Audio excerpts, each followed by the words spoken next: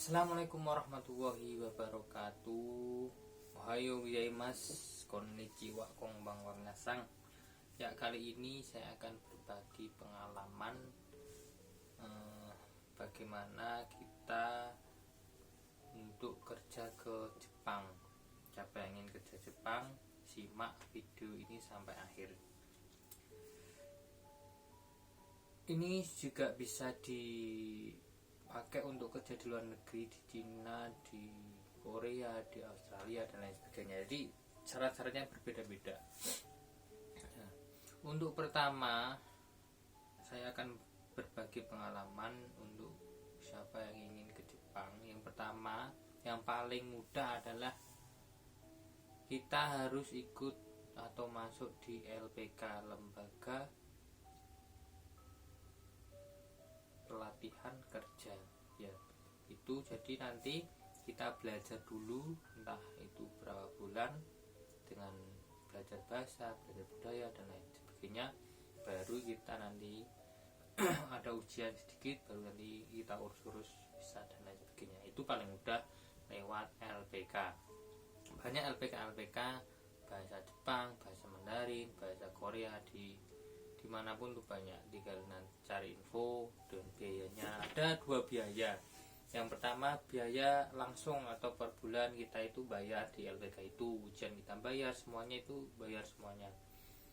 Ada yang dana talangan, yaitu kita belajar dahulu sampai selesai, sampai kita menerima job, kita sudah dipanggil, sudah kerja, baru nanti kita membayarnya secara mencicil atau dengan membayar setelah kita kerja dengan uang yang kita dapatkan dari kerja tersebut.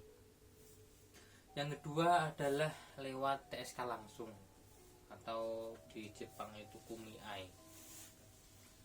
Itu dengan cara ya sama sebenarnya, kita harus belajar dahulu, baru kita ujian, baru kita mencari pekerjaan yang kita minati. Ke TSK langsung, kita menghubungi TSK langsung tanpa lewat LPK itu bisa saja. Cuma agak harus pintar-pintar mencari TSK, karena banyak TSK atau kumiai yang kurang terpercaya juga. Begitupun juga LPK. Ketika kalian masuk LPK, jangan tergiur dengan gaji tinggi, jangan tergiur dengan embel-embel yang dikasih oleh LPK tersebut. Banyak LPK yang mereka hanya menarik siswa-siswa banyak, tapi mereka belum mendapatkan job, mereka belum SO. Jadi mereka ketika sudah lulus ujian, mereka bingung mau kemana karena belum ada job yang dituju.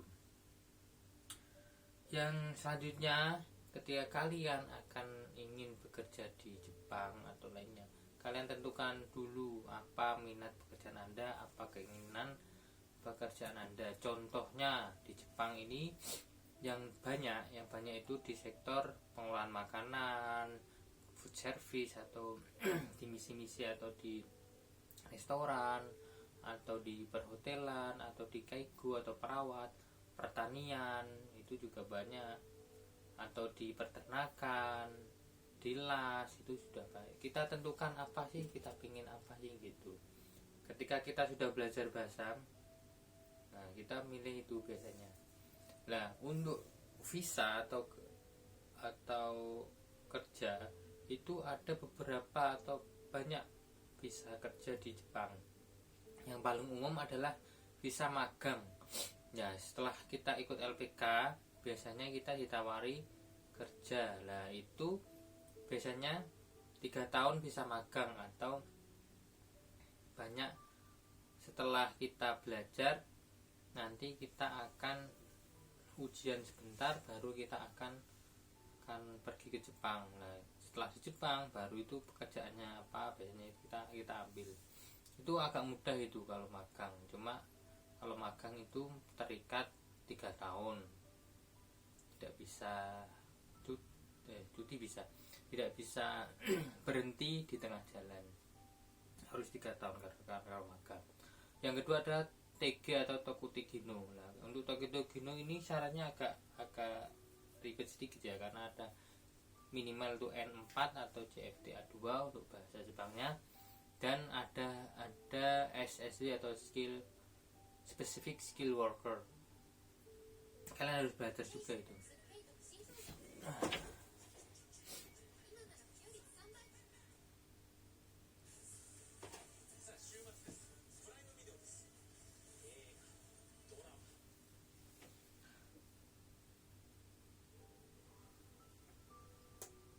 Kita harus membutuhkan namanya SSW atau skill specific worker juga. Maka dari itu harus belajar dua-duanya, N4 atau CFTA2 atau dan SSW. Nah, kedua itu sertifikat itu akan guna untuk persyaratan di Tokutei Ginno. Tokutei Ginno ini itu mempunyai keuntungan, yaitu visanya bisa 5 tahun. 5 tahun. Yang kedua, kita bisa berhenti di tengah jalan. Contoh nih, 1 tahun kita nggak betah nih, atau setengah tahun kita nggak betah, perusahaannya kurang oke. Nah, kita bisa untuk berhenti atau kita bisa minta pindah. Itu keuntungan dari Tokutei Ginno. Dan kabarnya ada Tokutei Ginno kedua. Jadi setelah ketika 5 tahun selesai, kalian ujian Tokutei Ginno kedua, maka kalian akan bisa kembali. Itu bisa membawa keluarga, bisa nantinya akan bisa lama di Jepang untuk bekerjanya selama mempunyai visa TG2. Ada banyak visa, ada visa residen, ada visa engineer. Nah, itu juga banyak, cuma saya masih belum terlalu paham. Nah, itu sedikit gambaran umumnya, singkat dasarnya. Kalau kalian ingin pergi ke Jepang, siapkan dulu. Kalau nggak punya dana, minimal kalian harus berusaha untuk belajar bahasa, belajar SSW, belajar budaya. Nah, setelah sudah mampu nih, nah kalian bisa ujian tuh. Atau paling mudah ikut LPK, tapi harus dengan biaya yang cukup, karena LPK biasanya berbeda-beda antara LPK 1, biaya ini LPK ini berapa 20-an, ada yang 30-an, tergantung LPK tersebut ya. Maka dari itu kalian harus, ketika memilih LPK harus teliti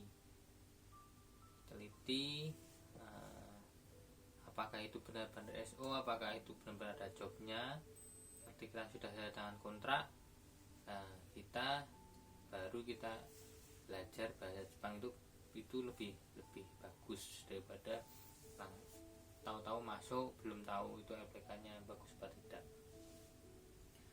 Setelah kalian mengurus atau punya 2 sertifikat ini untuk 3, ketika kalian punya sertifikat CFTA2 dan Tokutei SSW, kalian nanti bisa mencari lowongan kerja sendiri di Facebook, Instagram, itu banyak sebenarnya, atau lewat kumiai banyak kumiai yang menyebar lowongan kerja di Jepang, yaitu pengolahan makanan, pertanian, peternakan, dan lain sebagainya. Setelah kalian sudah mencari job itu, syarat-syaratnya kalian kumpulkan. Untuk syaratnya apa aja lah, kalian nanti disuruh apa, ada namanya MCU, ada namanya bikin paspor, bikin visa, dan lain sebagainya. Kalian urus sendiri, baru nanti ketika sampai di Jepang bisa nanti dibantu oleh kumiainya. Itu penjelasan singkat untuk Anda yang ingin pergi ke Jepang. Ini vlog bukan vlog ya,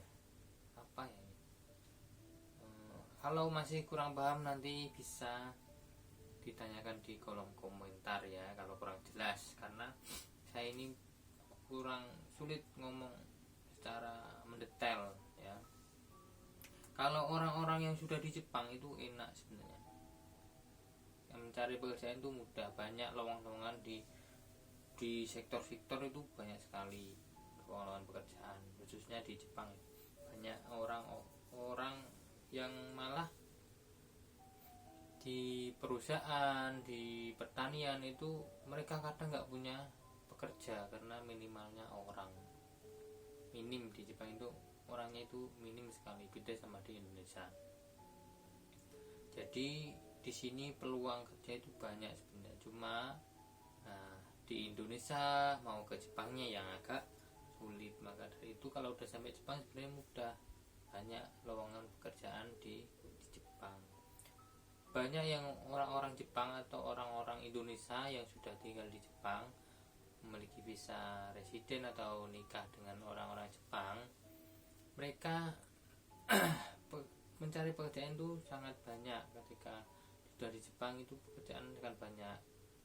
Nah, bagaimana kita belajar, karena pekerjaan di Jepang itu biasanya syaratnya itu bahasa N2, N3, N1, minim itu N4 tuh teman-teman.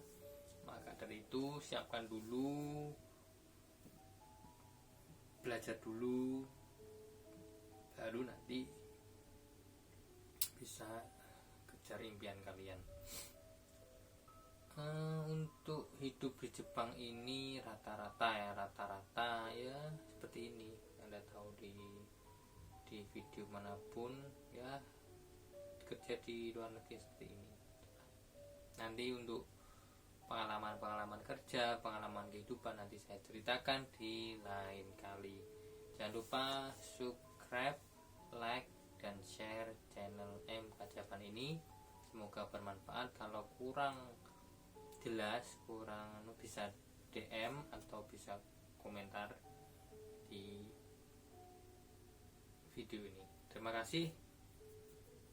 Yoroshiku onegaishimasu. Jamata asta, jamata ne.